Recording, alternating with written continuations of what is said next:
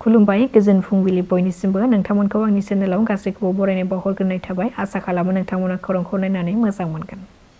आसामनि गिबि मन्थ्रि डक्टर हिमन्त बिश्व शर्माया मैया तामुलपुरनि पथालिकुसियाव गासै 35,000नि बांसिन आइजोफोरनो उद्यमिता आसनिनि गेजेरजों 10,000 रांनि चेक राननानै होदों। बे चेक राननाय हाबाफारिनि गेजेरजों गिबि मन्थ्रिया फैगौ 2026 मायथाइनि 1 जानुवारिनिफ्राय गोदानै बाबु आसनि होनो थाखाय फोसावदों आरो बेजों लोगोसे संग्रा गेस सिलिन्डारखौबो खम बेसेनावनो मोननाय आसनि लाबोगासिनो दङ होननानै खोथा होदों। आरो बेनि अनगायैबो 2026 मायथाइयाव जुदि सोरखाराव फैफिनोब्ला फ्रियावनो मुवा बेसादफोर होगोन होननानैबो बुंथिबावदों। मैयानि बे चेक राननाय हाबाफारियाव गिबि मन्थ्रिजों लोगोसे मन्थ्रि जयन्त मल्ल बरुवा, BTCनि चिफ हाग्रामा महिलारी, आसाम आयेन आफादनि बुंथिगिरि बिस्वजित दैमारी आरो गोबां दैदेनगिरिफोरजों लोगोसे गोबां रोजा रोजा आइजोफोराबो बाहागो लादों। खौरां मोननाय बादिब्ला फैगौ 12 डिसेम्बरनिफ्राय BTCनि गासै 4,50,000 आइजोफोरा अरुणोदय आसनिखौ मोनफिनसिगोन। UPPL आरो एबसुआ आंखौ नागिरबाय थादों नाथाय आंखौ सावरायनो थाखाय नागिरदोंना बुनो थाखाय नागिरदों होननानै सोंथि खालामदों BTCनि चिफ हाग्रामा महिलारी बिथाङा। BTCनि चिफ हाग्रामा महिलारी बिथाङा फोरमायथिदों दि एबसु आरो UPPLनि थांखिया मोजां नङा आरो जाखिनि BTCआव दुंहाव थासारि सोमजिबाय थादों बेनि गुबै दिथागिरियानो जादों UG ब्रह्म।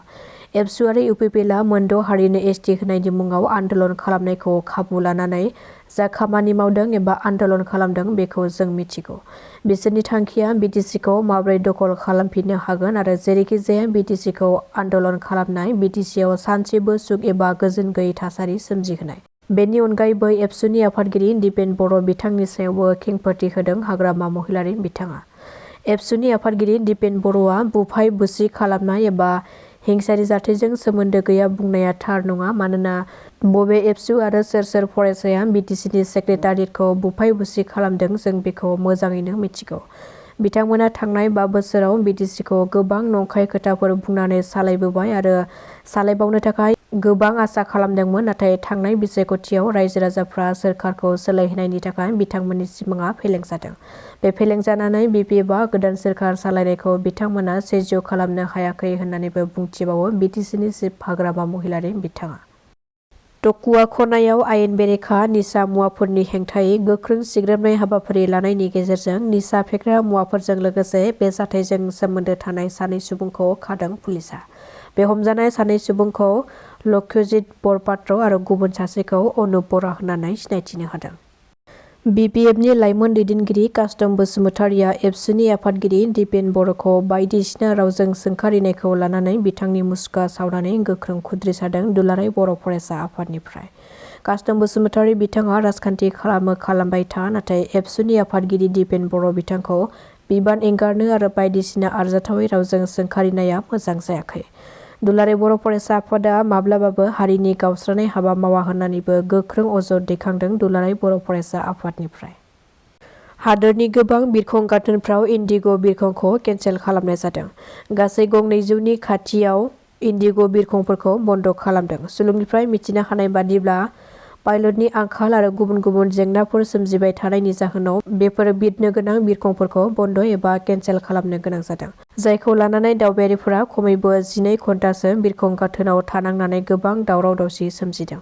मैया सानसेनि गेजेरावनो कलकातानिफ्राय लानानै गुबुन गुबुन जायगायाव बिरनो गोनां बिरखंफोरखौ फुंनि 6 बाजियाव कलकातानि बिरखं गाथोन आरो 7 बाजियाव दिल्ली फारसे बिरनो गोनां बिरखंफोरखौ केन्सेल खालामनाय जादों। जायखौ लानानै गोजान गोजान बिरखंजों दावबायग्रा दावबायारिफोरा जेंनाजों भुगिनो गोनां जादों। मैया मोनद' हारिनो ST होनो नागिरनायनि सायाव सोलोंथाइनि मन्थ्रि रनज पेगुजों लोगोसे CC2आजों जयै सावरायनाय जायो। बे सावरायनायनि गेजेरजों मोन 26 आफादा मोनद' हारिखौ ST खालामनो रिकमेन्डेसन होनायनि सायाव इन्टारिम साजेसनखौ गथायो। खौरां मोननाय बादिब्ला CC2आनिफ्राय बे रिकमेन्डेसनखौ गनायनानै लायाखै होननानै चेयारमेननि सिगाङाव फोरमायदों।